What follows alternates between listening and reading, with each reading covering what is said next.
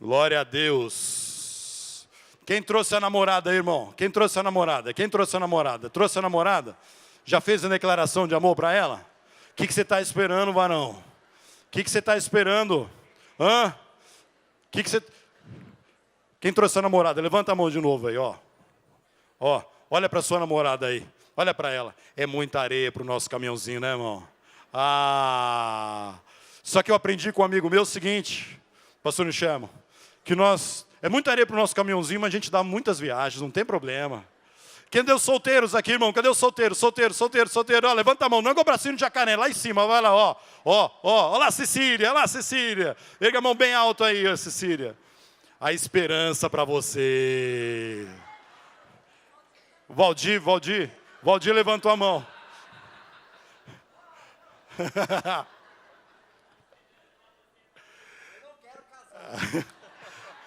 Eu não acredito, irmãos, eu não acredito. Eu oro por isso. Mas eu já falei isso, sei que é solteiro, tem esperança para você. A minha mãe casou com 70 anos, irmão, então fica firme. Fica firme. 70 anos, Ítalo. 70 anos, estava lá e o pastor Justo fazendo o casamento da minha mãe. Minha mãe era viúva, e aí conheceu o seu Adail, aí se adaidou por ele, né? E agora, então você que é solteiro, se prepare. Agora deixa eu falar um negócio para você, como pastor, você que é solteiro. O homem de Deus, a mulher de Deus que Deus tem preparado para você, é homem e mulher de oração, cheio do Espírito Santo. Quando você bater o olho assim, você falar assim, é esse. Homem de Deus, crente, consagrado, não está nas baladas, irmão, nem nas boates. Está nas vigílias de oração, lá nos PGMs, está ali honrando o pai e a mãe. Homem e mulher de Deus, cheio do Espírito Santo. Você crê nisso? Irmãos, eu tenho uma palavra de Deus para nós nessa noite, que prepare o seu coração, que Deus quer fazer algo poderoso, sobrenatural na sua casa. Deus tem algo poderoso para fazer na sua família, irmão, em nome de Jesus. Nós estamos, produção, pode jogar para nós, por gentileza, se for possível. Se não for possível também, eu sei que está tendo algumas limitações, mas se não for possível, tranquilo. Nós estamos em campanha, no Brasil inteiro, irmãos, 30 dias de oração pela família. Minha família de joelhos buscando a face de Deus. Nós temos visto, irmãos, muitos milagres acontecendo. Coisas sobrenaturais acontecem quando o povo de Deus começa a orar. Quando o povo de Deus começa a derramar a vida diante do Senhor. E nessa noite, meu irmão, uma palavra que é um desafio para nós. É uma palavra que Deus colocou no meu coração. Se você trouxe aí a sua Bíblia, eu gostaria que você abrisse a sua Bíblia lá em 1 Samuel, capítulo 30, a partir do verso 1. 1 Samuel, capítulo 30. Velho Testamento. 1 Samuel, capítulo 30, a partir do verso 1. Você que está anotando aí, deixa eu falar o tema dessa mensagem nessa noite, meu querido. Olha, um tema profético para você, presta atenção. Escuta isso. Transformando tragédias em triunfo. Entenda isso. Deus quer nos ensinar nessa noite. Levanta a mão, igreja, ó. Deus quer me ensinar. Fala assim, Deus quer me ensinar a transformar tragédia em triunfo. Prepara o seu coração. De tragédia e triunfo. Irmãos, eu não sei você, mas a maior parte de nós passamos, ou já passamos, ou estamos passando, ou vamos passar ainda dias difíceis. O dia mais difícil da minha vida, irmão, foi uma verdadeira tragédia. Quando eu estava voltando, morava na cidade de São Paulo, eu tinha 17 anos de idade, era mais ou menos 11 horas da noite, cansado, Ricardo, voltando para casa, depois de um dia de trabalho, um dia de escola, 1987, eu estava voltando para casa, aí a minha rua em São Paulo era uma curva, um S, a hora que eu termino a curva e viro e dou em direção na minha casa, os meus vizinhos estavam me esperando, e aí uma vizinha veio à minha direção, me abraçou e falou, olha, você vai ter que ser muito forte. Fiquei petrificado, irmãos. Dali para frente, eu só ouvi ela falou o seguinte, seu pai acabou de morrer num acidente lá em Minas Gerais. A maior tragédia que eu já vivi na minha vida. As pessoas falavam comigo, me abraçavam, choravam comigo, tentavam me consolar, mas eu estava totalmente anestesiado, não conseguia captar nada, não entrava nada, era como se alguém me desligasse. Tragédias. Talvez você não perdeu um pai, não perdeu uma mãe, uma pessoa querida, mas talvez situações que aconteceram ou estão acontecendo na sua vida, que são verdadeiras tragédias, situações difíceis. Irmão, nós podemos passar por muitas lutas. Escuta isso que eu vou dizer para você. Quando é luta no trabalho, a gente dá um jeito. Quando é a luta, meu irmão, em alguma situação, a gente sofre, mas quando a luta chega dentro de casa, aí é o problema. É isso que nós queremos trabalhar o texto nessa noite. É transformando tragédias em triunfo, principalmente dentro de casa. Então, querido, nós vamos aprender com a palavra do Senhor. Preste bem atenção. Como? Nós vamos aprender com Davi. Como? Eu estou aqui na tragédia. Eu estou aqui vivendo a luta, a dificuldade, o problema. Como é que eu vou atravessar esse rio e viver a vitória e o triunfo? Essa é uma palavra, meu irmão, para que você venha colocar em prática na sua vida, todos os dias da sua vida. Todos os dias é dia de você olhar para esse texto e falar assim, eu preciso aprender hoje. Situações, ou eu estou passando por luta, ou estou passando por dificuldade, eu estou aqui na luta, na tragédia. Como é que eu vou passar para o outro lado, que é a vitória e o triunfo? Davi vai nos ensinar. A palavra de Deus tem princípios tremendos nessa tarde, que se nós colocarmos em prática, irmão, nós vamos sair da tragédia e viver o triunfo de Deus em nome de Jesus. E eu creio, irmãos, que muitas vezes o triunfo, do ponto de vista humano, ele é muito diferente do triunfo do ponto de vista de Deus. O triunfo, meu irmão, do ponto de vista de Deus é muito melhor que o triunfo do ponto de vista humano. O triunfo do ponto de vista humano é só que você tem, está com saúde, está com dinheiro, tem uma casa própria. Esse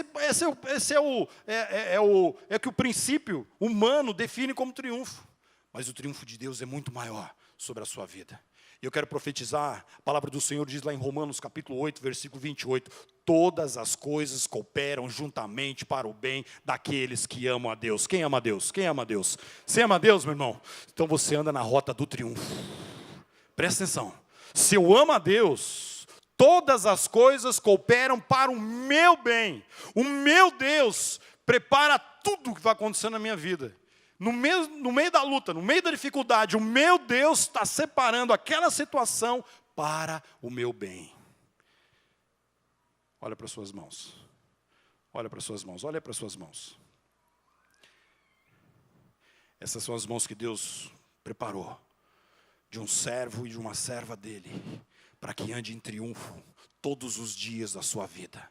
Pode vir um gigante, pode vir um adversário, pode vir a luta.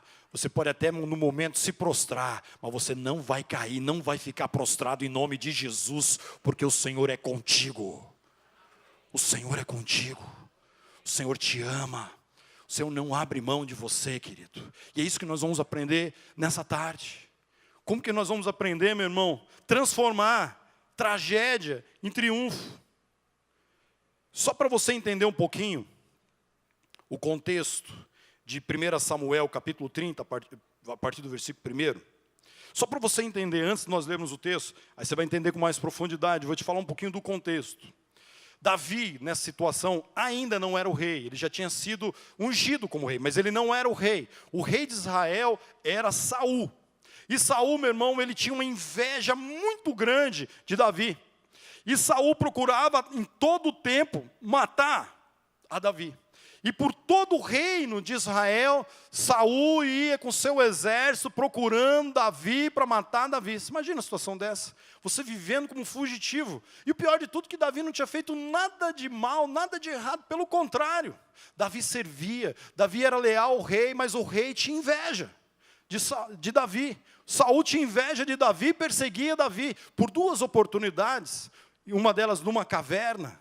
Davi teve a oportunidade de pegar uma espada e matar o Saul, mas ele falou assim, eu não sou louco de matar o ungido do Senhor. Os soldados dele queriam que ele matasse. Uma outra oportunidade também Davi teve chance de matar a Saul, mas em nenhum momento, o homem segundo o coração de Deus, que foi Davi, ele tentou matar o rei. E aí, mas passava oportunidades, Saul ia para cima para matar Davi. Aí Davi, irmãos, teve uma estratégia. Davi era um general de um pilotão. Ele pensou o seguinte: o único lugar que Saul não vai me encontrar, não vai me procurar, é morar no território do inimigo, dos filisteus. E aí Davi procura os filisteus, fala assim: rapaz, eu estou numa enrascada, me arranja uma cidade para me morar. E aí os filisteus, mesmo meio desconfiados, permitiram que Davi morasse no território do inimigo. Era como se fosse Brasil e Argentina, mas não tivesse uma guerra entre Brasil e Argentina, como se um general aqui do exército brasileiro buscasse refúgio lá na Argentina. Foi isso que Davi fez. Só que chegou um dia, olha como a vida dá voltas. Chegou um dia que teve uma guerra, Otair, entre Israel e os filisteus. E Davi morava com os filisteus. E Davi saiu para guerrear a favor dos filisteus contra Israel. Você imagine que coisa constrangedora, você sendo como se fosse brasileiro, morando na Argentina e lutando a favor dos argentinos contra os brasileiros. Foi o que aconteceu com Davi. E aí quando eles estavam bem próximo da batalha, os outros generais dos filisteus viraram para o rei e falaram assim: rei, esse Davi na hora da guerra ele vai se virar contra nós. Não dá, não tem jeito, olha, manda ele para casa. E aí o rei meio constrangido procura Davi e fala assim: Davi, olha, os nossos comandantes aqui não estão aceitando você aqui. O Davi foi enfático: não, eu vou lutar a favor dos filisteus. E o rei falou: olha, nós estamos pedindo para você, volta para casa. E aí, irmão, quando as coisas parecem que estão complicadas, aí tem aquele dia que parece que as coisas ficam mais complicadas ainda. E aí já frustrado por não ter aceito no meio da guerra, voltando para casa, frustrado, numa caminhada de alguns dias até chegar na sua cidade, quando ele avista a sua cidade de longe, um fogo na região da cidade dele. Já começaram a ficar preocupados. E aí, queridão, um outro exército, um outro inimigo, aproveitando que Davi tinha ido guerrear com os filisteus contra Israel, foram na cidade de Davi e sequestraram todos os bens, todas as esposas, todos os filhos, todos aqueles que não tinham ido para a guerra. Cadê os homens aqui?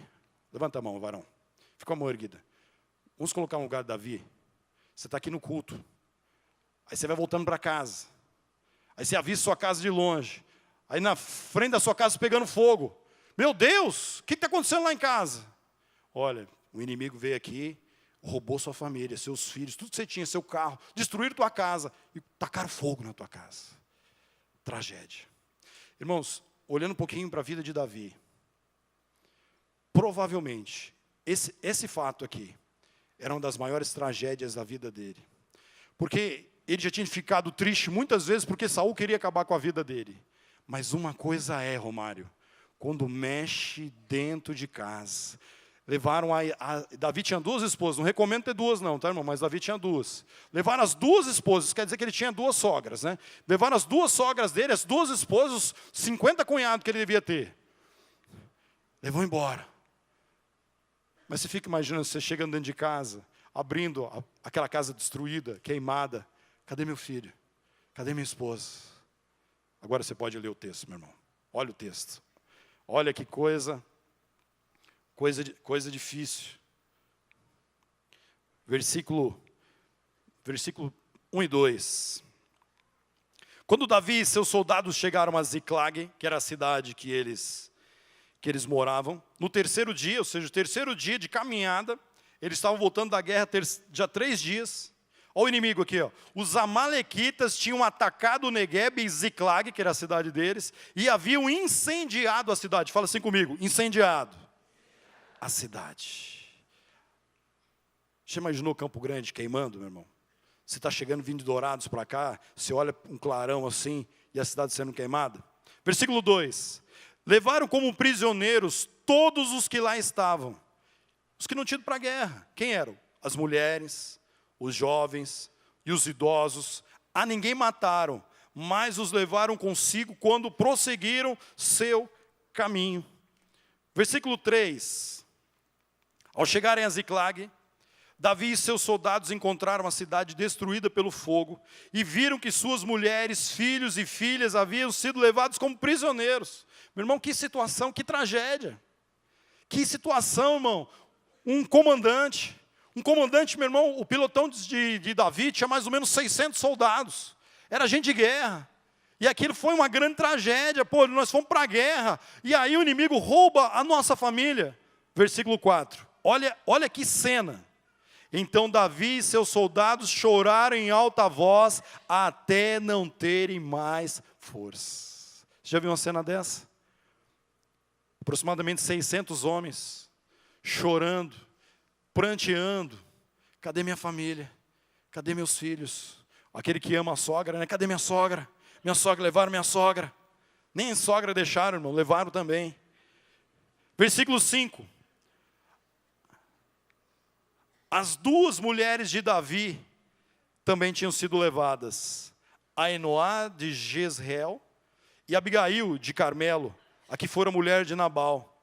Meu irmão, vamos colocar uma pitada de tragédia nessa situação. Olha o versículo 6. A situação estava complicada, ficou pior ainda. Olha aí, Davi ficou profundamente angustiado. Por quê? Pois os seus homens, seus soldados que caminhavam com ele, seus amigos, seus soldados, falaram em apedrejá-lo. Já não bastava ter perdido a esposa, as esposas, os filhos, os bens, a cidade queimada. Os amigos dele fazem uma rodinha, falam assim, vão acabar com você, você é o culpado. Tragédia. Tragédia.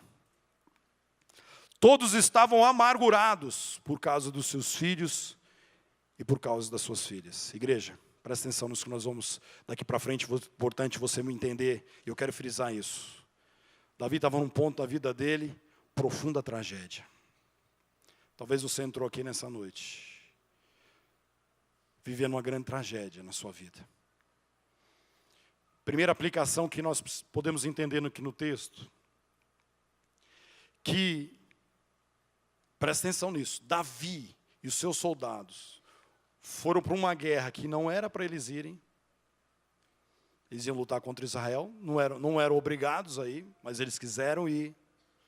Porque eles viviam de despojos, os pilotões, eles viviam daquilo que eles arrecadavam do inimigo. E deixaram a família desprotegida na cidade. Ei, muito semelhante que acontece conosco nos dias de hoje. Nós estamos indo para as nossas guerras, as nossas batalhas. Estamos deixando as nossas famílias desprotegidas dentro de casa. Ah, não, porque Davi é um responsável. Será que nós não fazemos isso? Quando às vezes a gente gasta todo o tempo possível do mundo, no trabalho. Mas eu preciso sustentar minha família, eu preciso dar um jeito, preciso pagar minhas contas. Será que eu preciso chegar ao ponto de investir todas as minhas forças, tudo que eu tenho, para ir atrás desse sonho e deixar a minha família desguarnecida? Será que vale a pena, meu irmão, você ter todo o sucesso profissional, todo o dinheiro do mundo e perder a sua casa, perder a sua família, perder seu casamento? Será que não existe, meu irmão, uma maneira de você ir atrás das suas guerras, das suas lutas, e Deus te sustentar, mas você não deixar a sua família desprotegida?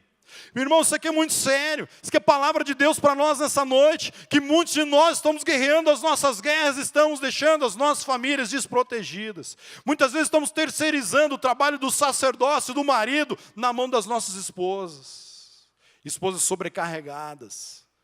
Porque tem que fazer, além do trabalho de esposa, além do trabalho de mãe, às vezes tem que fazer o trabalho de pai, como sacerdócio. Está na hora dos homens de Deus se levantarem aqui, meu irmão, e exercer o sacerdócio lá na sua casa. Você tem que ser o primeiro a levantar a vida de oração dentro de casa. Em nome de Jesus. Eles perderam as suas famílias porque deixaram suas famílias desprotegidas. E a pergunta que não quer calar, eu tenho deixado a minha família desprotegida? Será que eu tenho deixado toda a minha casa à mercê só da minha esposa, ela que cuida de tudo? Essa é uma reflexão para mim, para todos nós. Essa é a primeira coisa que nós encontramos aqui no texto. Que eles deixaram suas famílias por causa de uma guerra.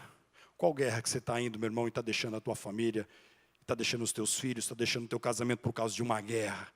E as guerras passam, mas a tua família, meu irmão, é o bem mais precioso. Depois da salvação, o bem mais precioso que Deus te deu é a tua família. E aqui, irmão, Davi está vivendo uma grande tragédia. A vaca já tinha ido para o brejo mesmo. A vaca já tinha atolado, já tinha perdido tudo. Não tinha coisa pior para acontecer na vida de Davi do que aconteceu naquele dia. E aqui, irmãos, entre a tragédia e o triunfo, o que a Bíblia ensina? O que eu preciso fazer? Qual que tem que ser a minha atitude? Nós vamos aprender no texto que há 3 decisões. Você pode repetir comigo e falar assim, 3 decisões que eu preciso tomar para que eu saia da tragédia e viva o triunfo. O texto vai nos ensinar. São 3 decisões. A primeira decisão, meu querido, é fortalecer. Nós vamos, primeiro versículo nós vamos ler agora, a partir do versículo 6, a gente vai encontrar isso. Fortalecer. A segunda decisão que eu preciso tomar é consultar. Eu preciso consultar o Senhor. E a terceira decisão, eu preciso agir. O que fazer, meu irmão, entre a tragédia e o triunfo? A primeira decisão, meu querido, que eu preciso colocar em prática na minha vida é fortalecer. Repita assim, fortalecer. Fortalecer no Senhor. Querido, está no meio da tragédia. Olha a parte B do versículo 6. A tragédia, meu irmão, estavam querendo apedrejar Davi. Tem um ponto, como diz o pastor Gilson, e a última parte do versículo diz, Davi, porém, fortaleceu-se no Senhor seu Deus. No meio da luta, meu irmão, no meio da tragédia, no meio da batalha, ei igreja, primeira igreja batista Campo Grande, no meio da luta, no meio da batalha, a primeira decisão que você tem que tomar na sua vida, eu preciso me fortalecer no Senhor. Irmão, muitas vezes eu conheço tanta gente que quando a luta chega dentro de casa, aí ele, ai meu Deus do céu, o que eu vou fazer agora? Ei, queridão, quando a luta chega dentro de casa, aí que você tem que dobrar o teu joelho e buscar o Senhor. Como a Laurinha disse para o Ítalo no PGM esses dias atrás. Ela falou, você está orando, Ítalo? Estou orando, mas está sangrando os teus joelhos. Ainda não. Então, meu irmão, vamos buscar o Senhor até sangrar os nossos joelhos. Você está passando por luta, está passando por dificuldade. Se fortaleça no Senhor. Conhecendo um pouquinho da característica de Davi. Dá a entender, não está no texto. Mas conhecendo um pouquinho da vida de Davi, Davi deve procurado uma caverna. Um local, um quarto, um local, um secreto. E entrou e fechou a porta dele. Ali ele se ajoelhou e buscou o Senhor e clamou pelo sangue do Senhor. Ali ele clamou por esse Deus maravilhoso. Mas tem muita gente que na hora da angústia, na hora da luta, na hora que você precisa se posicionar, a pessoa abandona a fé, abandona a igreja, abandona o PGM, abandona os amigos e desiste. Ei, querido, escuta o que eu vou dizer para você. Falei isso para o meu relacionamento explorador com o Valdir na última vez que nós estivemos juntos. Preste bem atenção. Irmão, isso é questão de sobrevivência espiritual. Presta atenção. Se fortalecer no Senhor, você tem que fortalecer no Senhor todo dia. Todo dia é dia de você dobrar o teu joelho e buscar o Senhor em oração e na palavra. Todo dia. Todo dia é dia de você se fortalecer no Senhor. Entenda isso. Mas há alguns dias, como Efésios capítulo 6 diz, que é o dia mau. Aí aquele nível que você busca de fortalecimento em Deus é insuficiente para você vencer as batalhas que você está vivendo. Quando você está vivendo o dia mau, escuta isso que eu vou... observa aqui na minha mão. Você está buscando fortalecimento no Senhor aqui nesse nível. Mas diante de uma tragédia, durante uma luta, meu irmão, você tem que subir de patamar nessa batalha, nesse fortalecimento em Deus. Eu ouvi um testemunho de um irmão nosso esses dias, e ele falou assim, William, quando a luta chegou lá em casa, aí eu comecei a buscar o Senhor. Ele entendeu. Ele entendeu. Isso não quer dizer que ele não buscava. Ele buscava, ele tinha intimidade com Deus, mas quando a luta chegou, aí ele entendeu que ele precisava buscar mais. Queridão, está passando por luta? Está passando por dificuldade? Se fortaleça no Senhor. O Senhor quer te fortalecer de uma maneira que você nunca imaginou. Olha o que diz o texto, meu irmão. Em 2 Crônicas, Em 2 Crônicas, capítulo 16, versículo 9, parte A. Irmão, tome posse disso aqui. Isso aqui é para você. Isso aqui é para você, ó. Pois os olhos do Senhor estão atentos sobre toda a terra. Quem que está atento sobre toda a terra, irmão? Quem? Quem? Os olhos de quem? Você lembra de um texto parecido assim, que Jesus diz que os verdadeiros adoradores o adoram em espírito e em verdade, porque os olhos do Senhor contemplam a terra procurando os verdadeiros adoradores? O Senhor, meu irmão, o mesmo Deus que procura os verdadeiros adoradores, Ele está atento sobre toda a terra. Para quê, irmãos? Para o quê? O quê, irmão? Fala mais forte. Para? Fortalecer quem? Quem, irmãos? Aqueles que lhe dedicam totalmente o coração. Ei, quem quer ser fortalecido pelo Senhor? Você quer ser fortalecido pelo Senhor? Quer ser fortalecido? Meu querido, dedique totalmente seu coração a Deus. Essa é uma tarde de você vir aqui, entregar seu coração a Deus, porque o Senhor vai te fortalecer com uma unção sobrenatural sobre a sua vida, para que você venha enfrentar os gigantes que têm aparecido na sua história. E a palavra do Senhor diz lá em Filipenses capítulo 4, 13, tudo posso, naquele que me fortalece. Você pode dizer comigo? Tudo posso, naquele que me fortalece. E o fortalecimento, irmão, nós vamos buscar o Senhor, entenda isso. Nosso fortalecimento está em Deus. Que muitas vezes a gente busca fortalecimento nas pessoas. Perdão. Você tem que buscar o teu fortalecimento em Deus. Agora, vírgula. Deus pode usar as pessoas para te fortalecer, mas você nunca deve encontrar o fortalecimento nas pessoas. Você busca o fortalecimento em Deus, e aí Deus te envia pessoas para te fortalecer. Entenda isso. É uma diferença muito grande. Ou na hora da luta, ai Valdir, ai Valdir, me ajuda, Valdir. Valdir pode te ajudar. Mas antes de Valdir, é Deus. Jesus. Aí Deus envia o Valdir. Aí nisso, meu querido, se você não está no PGM ainda, você está perdendo. Porque nos PGMs, nas células, nós temos visto, meu irmão, Deus levantando verdadeiros anjos para nos fortalecer. Alguns domingos atrás, o irmão da Elaine, o Rodrigo, veio aqui na frente, contou o testemunho da Bebel. Sábado à tarde, 3 e pouco da tarde, mais ou menos, Rodrigo sai da casa da sogra, junto com a família, com a Bebel, e aí o Rodrigo entra no carro, a Bebel não presta atenção, criança, e aí vem uma senhora e atropela a Bebel. Você sabe que o Rodrigo lembrou? Na hora, né? Ele falou assim, Deus, salva minha filha.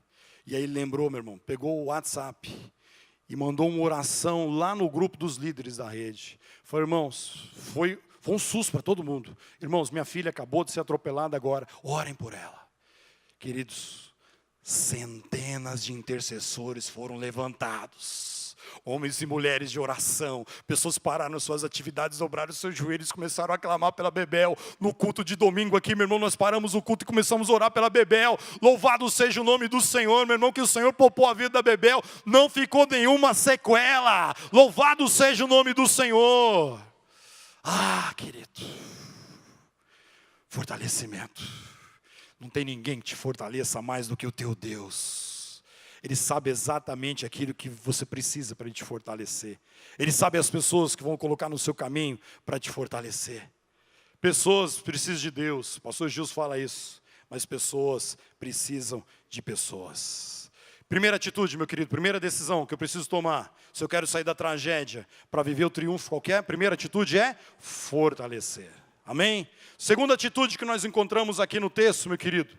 Olha isso aqui. Versículo 7. Consultar. Segunda decisão, consultar. Consultar quem, meu irmão? Consultar ao Senhor. Olha o versículo 7. Então Davi disse ao sacerdote Abiatar, filho de Aimeleque, traga-me o colete sacerdotal, era o ritual de consulta. Abiatar, o sacerdote, o trouxe a Davi. Irmão, agora presta atenção, o que Davi perguntou ao Senhor. Aí você fala assim, mas é muito óbvio essa pergunta aí. Principalmente para um militar. Tem militares aqui? Cadê os militares aqui? Os militares. Você sei que tem bastante militar aqui na igreja, olha aí. Você que é militar? Ele é um general que tem um pilotão de 600 pessoas, 600 soldados nisso. Era o óbvio que ele devia perseguir, não é isso? Roubaram a sua família, levaram suas esposas, levaram seus filhos. Era o óbvio que você tinha que fazer. Eu vou atrás desses sequestradores, eu vou dar um jeito. E aí, meu queridão, mesmo sendo um general de um pilotão, Davi consulta o Senhor em perguntas óbvias. Sabe por quê? Davi já tinha errado muitas vezes em não ter consultado o Senhor e tinha quebrado a cara. Quando a gente não consulta o Senhor em decisões na nossa vida e a gente quebra a cara, você fala assim, nunca mais eu vou fazer um negócio desse, sem consultar o Senhor. Meu querido, Deus está querendo levar você num novo nível, de uma nova profundidade na sua vida, onde você, querido, precisa, mesmo que seja decisões óbvias, você consulte ao Senhor. Olha a pergunta de Davi para o Senhor, versículo 8. E ele perguntou ao Senhor, devo perseguir este bando de invasores? Irei alcançá-los? Irmão, era o óbvio que ele tinha que fazer aquilo ali. E o Senhor respondeu, persiga-os. É certo que você os alcançará e conseguirá libertar os prisioneiros. Igreja, fala um pouquinho da minha particularidade para você. Eu aprendi a consultar o Senhor nas coisas mais simples da vida. Hoje, durante a semana, eu estava falando assim, Deus, com que camisa vou pregar domingo no culto? Consulta o Senhor. Precisamos consultar o Senhor. Cadê os solteiros aqui? Solteiro, levanta a mão. Irmão, consulta o Senhor. Não vai pegando, que os olhos humanos muitas vezes nos enganam, varão. Consulte ao Senhor, consulte o Senhor. Cadê os homens de Deus aqui? Ó? Cadê os homens de Deus? Homens de Deus, levanta a tua mão, homens de Deus. Queridão, consulta ao Senhor, decisão, vou comprar, vou vender, vou sair que horário. Ei, precisamos consultar o Senhor. Queridão, eu só estou hoje aqui vivo, porque um dia eu consultei a Deus. Eu estava na cidade de Fátima do Sul, e eu falando, Deus, que horas que eu devo sair daqui da casa da minha avó, voltar para Campo Grande e tal. E aí Deus colocou mais ou menos o horário que eu tinha que sair. E aí eu saí de Campo Grande, de Fátima do Sul em direção a aqui Campo Grande. Aí chegando ali perto da Anhanduí, você conhece a estrada, era mais ou menos esse horário assim que a iluminação do carro é muito fraca, irmãos, e a iluminação natural não resolve. Então o pior horário para você dirigir é amanhecer e entardecer. E aí eu estava fazendo aquela curva, antes de chegar naquela curva, talvez 1 quilômetro antes. Irmão, preste atenção nisso que Deus falou comigo, dirigindo. Eu estava andando mais ou menos uns 100, 110 por hora. E Deus falou assim para mim, William, anda a 80. Irmão, para mim andar a 80 é só o Espírito Santo mesmo. Porque eu não consigo andar a 80. É assim, entendeu? E aí, eu vou obedecer. Meu irmão que estava atrás, ele começou a tirar sarro, porque meu pai, quando ele era vivo, só andava 80. É por isso que eu peguei esse trauma de andar só 80 por causa do meu pai. E aí meu irmão falou assim, tá igual o pai, tá ficando velho, só anda 80, agora vai chegar amanhã em Campo Grande. Aí ele não era convertido ainda, meu irmão. Aí falou, olha, Deus falou comigo que eu tenho que andar 80. Ah, que Deus nada, Deus fala com você andar 80, para com isso. Irmão, aí eu comecei a andar 80, tem aquela curva ali de Anhanduí, aquela curva direita assim, ó. Aí eu estou fazendo a curva, a hora que eu dou de frente com a curva, 2 carretas, uma ultrapassando a outra na curva. E o Espírito Santo, ele fala de maneira milimétrica, irmão. Ele falou o seguinte, põe 2 rodas no acostamento, porque naquela época não tinha um acostamento bom como era nos dias de hoje. Põe as 2 rodas no acostamento e mantém 2 rodas na faixa. Falei, vou. Foi assim, irmãos, questão de centésimos de segundo, Alexandre. Questão assim, milimétrico. Aí a carreta da esquerda puxou um pouquinho. Irmãos, foi assim a questão de assim, centímetros de encostar na outra carreta. Na hora que eu olho para o meu irmão assim, ele estava assim pálido. Deus fala mesmo. Deus fala. Deus fala. Deus usou aquela oportunidade. A partir dali, eu comecei a ministrar no coração do meu irmão. Batizou logo depois, aqui mesmo, verdade. Deus fala. Ei, igreja, Deus quer te revelar estratégias e planos na sua vida. Eu conversei com o Juninho, um dos nossos líderes aqui, irmão. Deus deu um sonho, Deus fala através de sonhos. Deus fala conosco, meu irmão, através da palavra. Deus fala conosco através do louvor. Deus fala conosco, meu irmão, através de pregações. Deus fala conosco, da maneira que Ele quer. Ele usou até uma jumenta para falar com o profeta. Imagine as outras coisas. E Deus falou com o Juninho, dando uma estratégia para o PGM dele. Eu falei, uau, cara, que coisa de louco. Olha o que Deus tem preparado para você, meu queridão. Você pode ler esse texto comigo? Eu gostaria que você lesse, tomando posse dessa palavra. Fala assim, essa palavra é para mim. Você quer tomar posse? Então você vai ler. Diga assim, profetizando sobre a sua vida. Porque sou eu que conheço os planos que tenho para vocês. Quem tem planos para vocês, meu irmão? Meu irmão, quem tem planos para você? Talvez você entrou aqui nessa tarde falando assim, não tem plano na minha vida, meu irmão. Deus tem planos para você. E planos, meu irmão, maravilhosos. Vamos ler de novo, olha lá. Porque sou eu que conheço os planos que tenho para vocês. Diz o Senhor. Agora, quais são esses planos?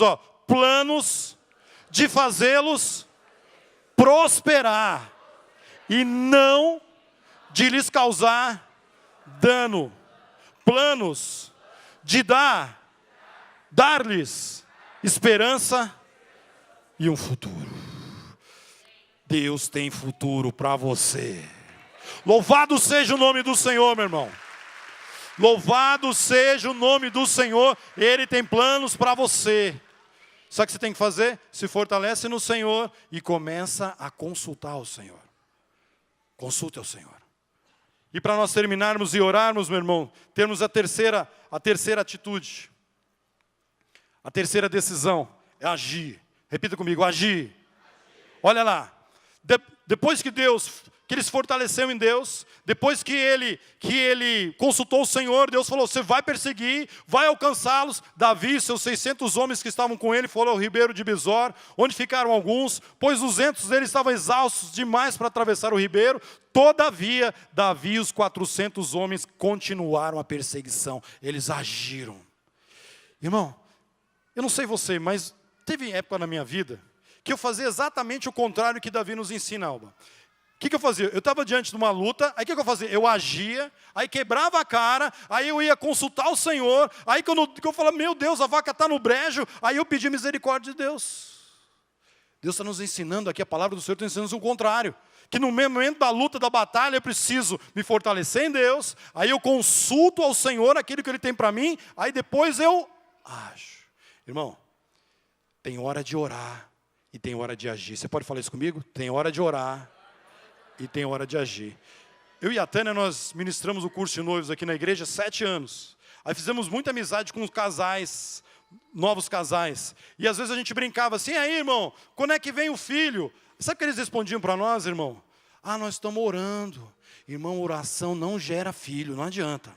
Se tu não praticar, não vai adiantar, irmão. Você que é casado, entendeu? Casadinho certo, não adianta orar, meu irmão, orar é antes. Mas tem que orar e agir. Querido, chegou a hora de agir. Tinham 200 cansados. Mas ali era a hora deles imediatamente ir atrás das suas esposas, dos seus filhos. Queridão, olha o que aconteceu. Ele se fortaleceu em Deus. Ele consultou o Senhor. Ele agiu. E Deus falou para ele, persiga-os. Com certeza você vai alcançá-los. Olha o versículo 18. Davi recuperou alguma coisa, irmãos? O que está escrito no texto? Recuperou o quê? Recuperou o quê, irmão? Deus quer recuperar nessa noite tudo que você perdeu dentro da sua casa e sua família. Tudo que o inimigo foi lá roubar, saquear, te prender, meu irmão, nessa noite o Senhor quer liberar tudo sobre a sua vida em nome de Jesus.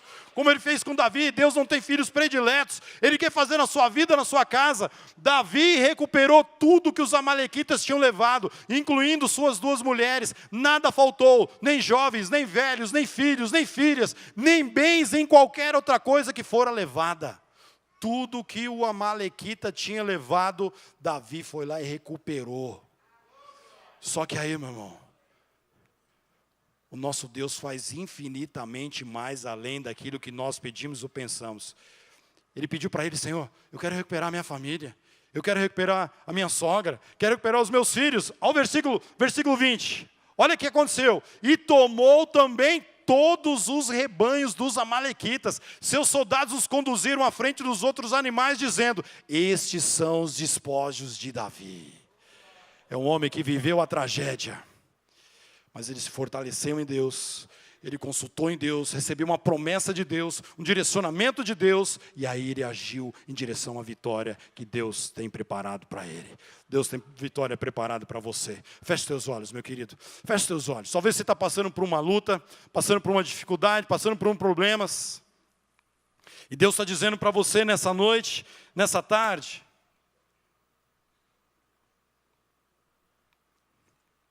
que você precisa se fortalecer no Senhor. Que você precisa, irmão, em nome de Jesus, consultar o Senhor. E na hora que Ele libera a palavra sobre a sua vida, que você deve agir, conforme a palavra que Ele está liberando sobre a sua vida. Querido, nós falamos aqui de 3 decisões. Falamos da decisão de fortalecer, de consultar, de agir. Mas tem mais uma decisão que você precisa fazer nessa noite. São 3 decisões que você precisa fazer nessa noite. A primeira delas, você precisa entregar sua família para Jesus. Você quer entregar sua família para Jesus? Essa é a hora. Seu casamento, seus filhos. Essa é a primeira decisão que você tem que tomar. Entregar essa decisão. A segunda decisão, esse problema, meu irmão, essa tragédia que você tem enfrentado, essa luta, entrega para Jesus. Entrega para o Senhor Jesus. E a terceira decisão, e a mais importante de todas elas, é entregar a sua vida para Jesus. Querido, você entrou aqui nessa tarde vivendo lutas, problemas, e Deus dizendo para você: olha, deixa eu cuidar de você. Eu morri na cruz por você. Eu paguei o preço lá na cruz do Calvário por você. Eu quero mudar a sua vida, quero mudar a sua história. Essa é a hora, meu irmão, onde você precisa entregar a sua vida para Jesus, entregar tudo para Ele, entregar a sua família, entregar esse problema, mas principalmente entregar a sua vida para Jesus. E falar: Jesus, entra na minha vida, não só entra na minha casa, mas entra na minha vida, entra na minha família, entra em todas as áreas da minha vida. Quer nessa noite, meu querido, quer entregar sua vida para Jesus? Levanta a sua mão, quero orar por você. Amém, queridão, já vi. Amém. Alguém mais? Alguém mais? Quer entregar sua vida para Jesus? Amém. Alguém mais? Alguém mais? Quer entregar a vida para Jesus? Levanta a sua mão, rapidinho, para me orar por você. Alguém mais? Alguém mais? Quero orar por você, meu querido. Amém, já te vi. Alguém mais quer entregar? Glória a Deus, eu já te vi também. Alguém mais? Amém, irmã, te vi aí no fundo. Quem mais quer entregar sua vida para Jesus? Quem mais quer entregar? Amém, querida, entregar sua vida para Jesus. Amém, pessoal dos intercessores, podem vir aqui na frente, nós vamos orar para aquelas pessoas que estão entregando a vida para Jesus. Alguém mais quer entregar sua vida para Jesus? Levanta sua mão bem alto, bem alto, bem alto, bem alto. Você que levantou sua mão, vem aqui pertinho, quero orar com você. Vem aqui na frente, quero orar com você, quero orar por você agora. Uma salva de palmas para eles, meu irmão, em nome de Jesus. Aplauda o Senhor pela vida desses irmãos, dessas irmãs. Amém, amém, amém. Venha, venha. Eu vi uma criança ali, cadê a criança que eu vi? Estava aqui atrás. Amém. Glória a Deus. Glória a Deus. Amém. Amém. Queridos, olha aqui para mim. Você que está entregando a sua vida para Jesus, essa é a decisão mais importante da sua vida. É a decisão com consequências eternas. O Senhor Jesus está entrando na sua vida, está pagando o preço, a cédula contrária contra mim e contra você, escrevendo o nome de vocês no livro da vida. E Ele quer te dar vida eterna e perdão dos pecados. Eu gostaria que você orasse assim comigo. Olha assim, fala assim: Senhor Deus. Olha assim, deixa sair lá do fundo do seu coração. Fala assim: Senhor Deus, eu quero nessa noite confessar o meu pecado de querer dirigir a minha vida. E eu entrego totalmente a minha vida nas tuas mãos. Senhor Jesus, perdoa os meus pecados, escreve o meu nome no livro da vida. Que Jesus seja o meu Senhor e Salvador para todo sempre, em nome de Jesus, amém e amém. Igreja, vamos ficar em pé, estenda a sua mão em direção a eles, aplauda o Senhor, louvado seja o nome do Senhor, aleluias. Estenda a sua mão em direção a eles, estenda a sua mão. Pai, em nome de Jesus, te louvamos, ó Deus, pela vida desses irmãos, dessas irmãs, estão entregando a vida deles agora para Jesus, e agora, Deus, em nome de Jesus, sela eles, ó Deus, com teu Espírito, que a mão poderosa do Senhor esteja sobre eles, quebrando, Deus, todas as grilhões, todas as cadeias, e que eles venham verdadeiramente andar todos os dias nos caminhos do Senhor, em nome de Jesus, amém e amém. Aplauda o Senhor, meu querido, glória a Deus. Senta aqui para nós, só para nós queremos pegar o nome de vocês. Agora queremos orar pela igreja. Levanta as tuas mãos para os céus aí, irmão. Queremos orar pela sua casa, pela sua família. Levanta as tuas mãos, fecha os teus olhos. Coloca a sua vida agora diante do Senhor.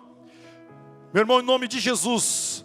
Pai, em nome de Jesus, nós queremos, ó Pai, profetizar sobre a vida de cada família, cada casal, cada casa, cada família aqui representada. Deus, em nome de Jesus, nós oramos, ó Pai, que nessa noite os grilhões sejam quebrados em nome de Jesus. Nós repreendemos todo espírito de divórcio, nós repreendemos todo espírito de enfermidade e profetizamos, ó Pai, sobre a vida de cada família, a bênção, a vitória, o triunfo do Senhor em nome de Jesus.